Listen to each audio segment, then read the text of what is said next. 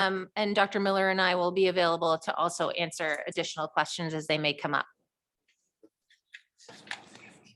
So I will introduce Meredith Chambers, who you heard earlier. She is our educational specialist at Boston Children's Hospital, and she meets with our patients to understand their educational plans at school and their educational needs, and also is a liaison between the medical team and the school, and also is important for teaching the schools about NF and how our kids with NF may learn differently from their peers.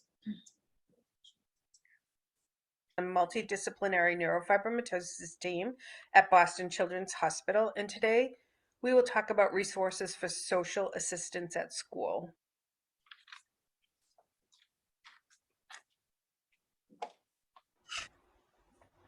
So many children are in need, especially since the pandemic, for social assistance at school. So many different ways, so many different levels, and this will not cover every single thing that is possible from a school, but a general overview of what is available in case you're not aware of what schools can offer. So we will talk about topics such as what can schools do, a school psychologist, a school social worker, a school counselor, school nurse, a teacher, and a point person, and the need for that. So what can schools do? So traditionally, schools are primarily focused on academics and always have been. And we have learned a lot in the past few years, particularly since the pandemic, about the important connection between mental health and success at school. And that's been a primary focus lately at schools. So we're doing better, though not always completely. So we'll get into that a little bit. Schools are definitely better at providing a safe space for students, and there's always room for improvement. They don't typically offer therapy as we typically think of it as going to a psychologist or a licensed social worker or somebody, a psychiatrist, somebody outside of the school setting. It's always best to seek outside assistance if that is needed. Schools are not yet there providing that type of service. And there are, though, many accommodations that can be put in place, and schools often put in place without even sometimes you knowing that that's happening. So sometimes it's legally done through a 504 plan or an individualized education plan, but sometimes it's just done within the classroom or done at a team meeting that a school may hold in regard to a certain child and try to implement some behavioral changes, things like that. And so people often ask, where are places I can seek help for my child within the school setting? So the school psychologist is someone who is at almost every school. Some schools share them, but typically most schools have their own school psychologist, and they do a multitude of different things. So oftentimes they conduct cognitive evaluations on a child. Sometimes they do behavioral assessments.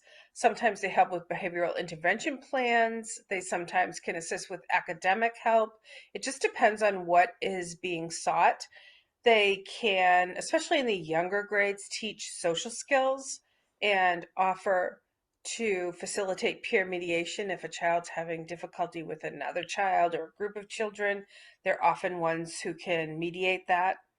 They are almost always on the school crisis response team if a child's having a really difficult time.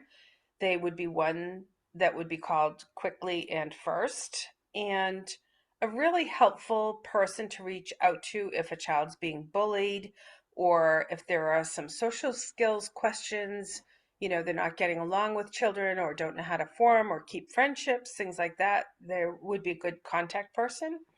And also they help with specific peers if a child's having difficulty with one peer or several peers or not interacting well in groups, they would be a good person to reach out to. The school social worker is also such a wonderful resource.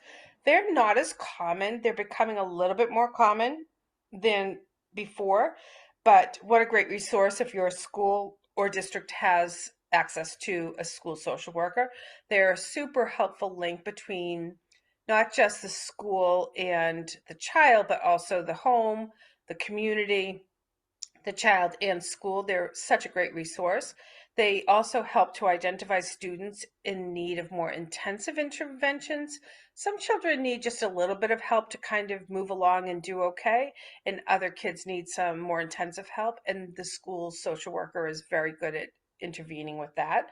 They often work closely with the families and then are able also to connect the families to services within the community that may be helpful for the child. They are a great resource for educators, principals, school psychologists, school nurses. They often work as a complete group, so they're just very helpful in general.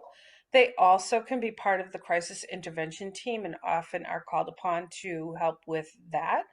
And they're also able to join team meetings focused on your child if that is something that's happening. They're a great resource for that as well.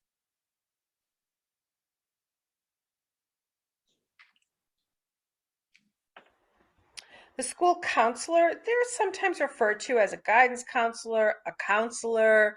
It just depends on the school district and what they tend to name them. And they also have many hats they wear. They focus on a little bit differently than, say, the school social worker or the school psychologist.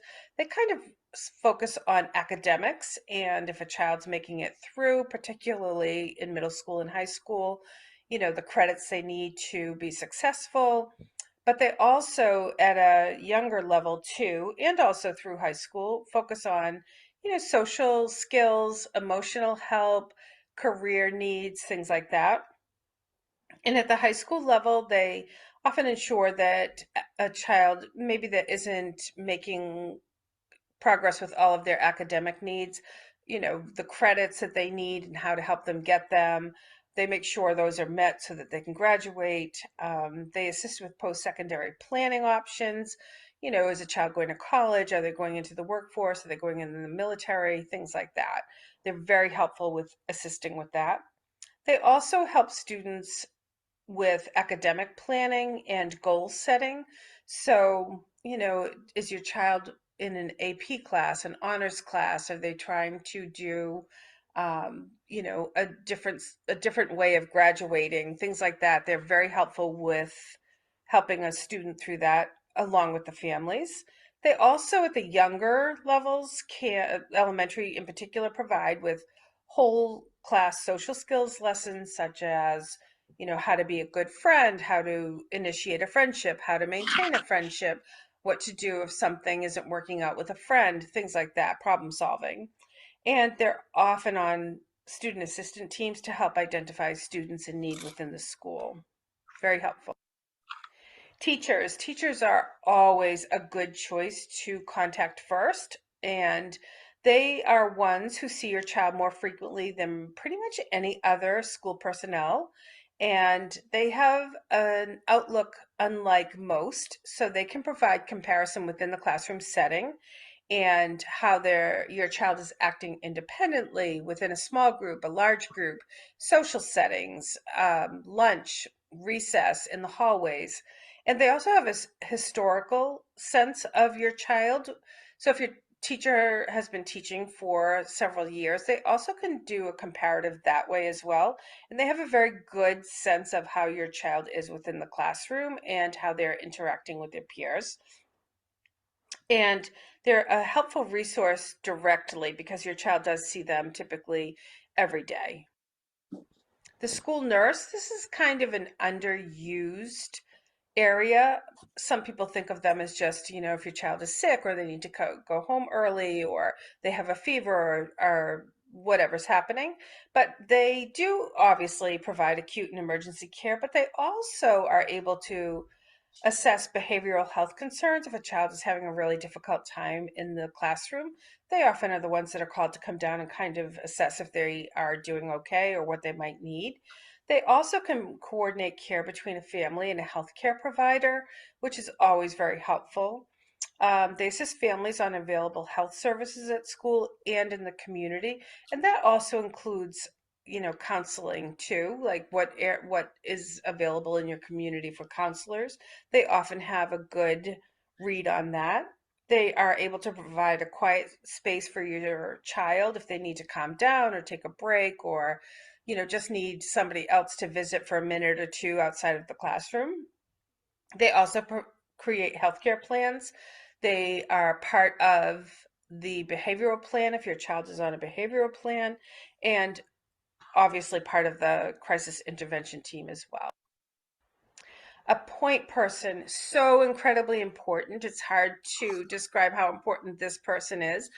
Identify somebody for your child that they can connect with who will help look out for their well-being at school. It does not have to be a teacher. It can be a counselor. It can be a social worker. It can be the gym teacher. It can be a teacher's assistant. It just depends on who your child connects with. That would be a great person to connect with for your child, and also have them take a look at what's happening. It also should be a person for you to connect with as well. So really identifying a point person for your child that will look out for their well-being. It really can mean the difference between a successful year or not, and especially important if your child is moving between elementary to middle, middle to high, or moving out of district and moving into a new district. The takeaways for this are just know there are many ways to access assistance within a school. There's lots of social things happening, and there's lots of people you can contact to help you navigate that. Find a point person with whom your child either has a positive relationship or whom can establish one. So if they're moving to a different school, maybe, the guidance counselor, maybe the school counselor, maybe the school psychologist, whoever it may be, the school nurse, identify someone that will watch out for your child. And don't hesitate to use available resources. They're very helpful at school, in both within the school setting and helping you to find people outside the school setting as well. And if your child is in need and school is not able to provide what your child needs, of course, always seek outside assistance. Thank you. See you in the next one.